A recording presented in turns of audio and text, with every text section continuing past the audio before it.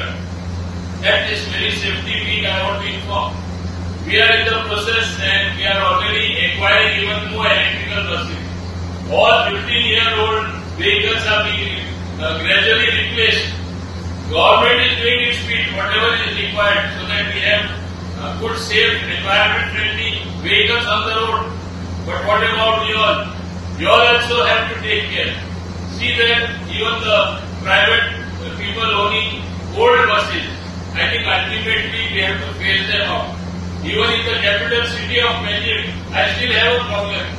Immediately they come agitating, wherein we have put our smart buses, because it is classified as a smart city. We have put EV buses which people are totally patronizing.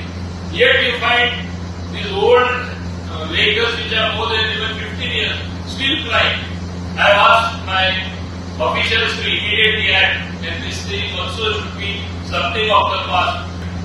Goa is a very small place. Everybody knows everybody. Even the officers will bear with me, whether in RTO or in the police.